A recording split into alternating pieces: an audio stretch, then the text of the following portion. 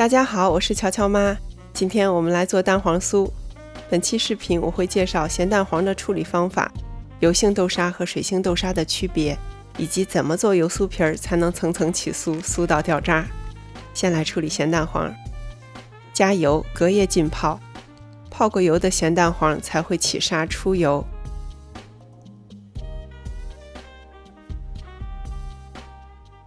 你看，每个都是油润油润的，烤的时候也就不会发干发柴裂开。咸蛋黄放到烤盘里，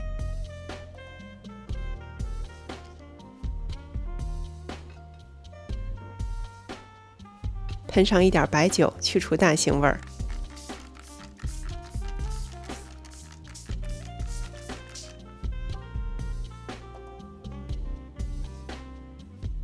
烤到上面微微发白，不裂开的状态就对了。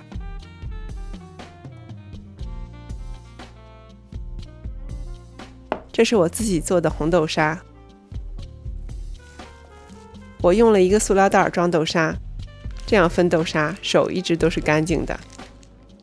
做蛋黄酥，油性豆沙比水性豆沙更好用，因为油性豆沙的油脂含量高，可塑性更强。下一步包蛋黄的时候就很容易操作。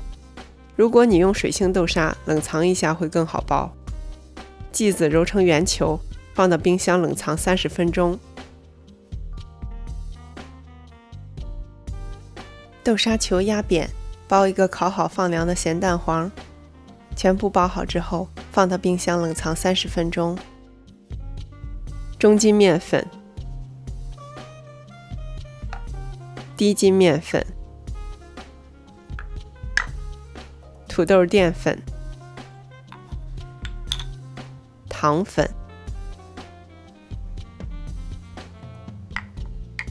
猪油、水不要一次性都加进去，先留个碗底儿。不同面粉的吸水率不同，要根据情况调整。我加了土豆淀粉，也叫太白粉，它会让油皮的起酥效果更好。你最好不要用黄油代替猪油，猪油的起酥效果更好，因为猪油里的油脂含量是100%，而黄油只有80%，其余的20%里面主要是水分。当水分与面粉混合，会产生面筋，做出来的酥皮儿就偏硬，起酥不明显。下手揉几下你就知道，油皮面团的含水量很高很软。揉成面团之后，简单摔打几下，包上保鲜膜，休息30分钟，让时间来帮助你实现揉面的效果。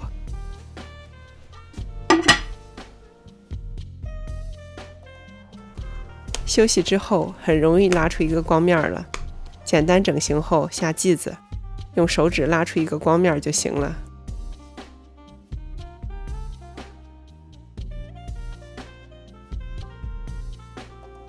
现在我们来做油酥。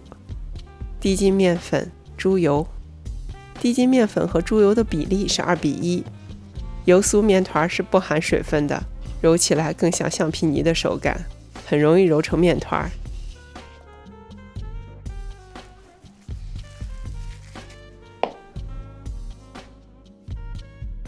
搓成长条，下剂子。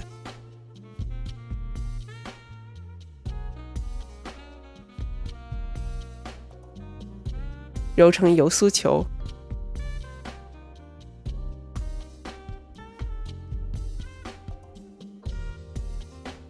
下面我们来包酥。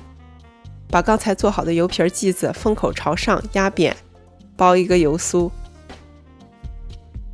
翻转过来，用虎口收口，最后捏紧封口，口朝上。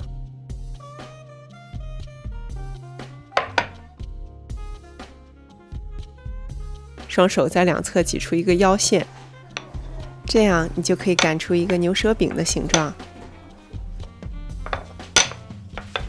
卷起来，全部封口朝上，盖膜休息15分钟。刚才卷好的面团，我们需要再卷一次，封口朝上，擀开。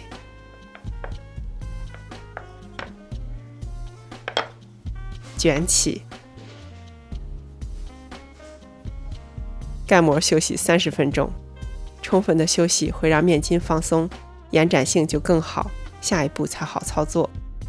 封口朝下，手指在中间压一下，两边向中间压扁，擀成圆形，边缘稍薄。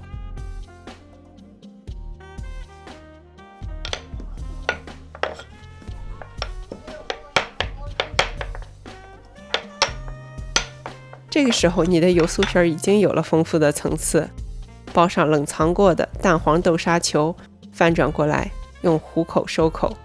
经过了充分的休息，这个油酥皮就很容易爆。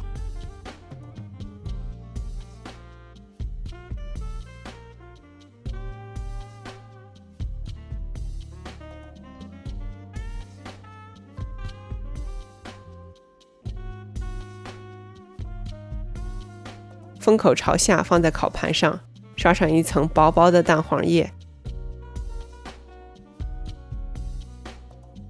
稍微变干一点，再刷一遍。这就和你涂指甲油或者刷墙一个道理，刷2遍的效果最好。撒上一点黑芝麻进烤箱，放到网架上晾凉，让水汽充分散发，水汽散发掉，起酥效果才好。你看，这只小手已经迫不及待地伸过来了。往网架上拿的时候，手要轻一些，因为外面的酥皮一碰就掉渣了。切开看看里面的结构，虽然还是热的，里面的层次也不用我说了吧。看完视频，欢迎您点赞、订阅和分享。我是乔乔妈，我们下期见。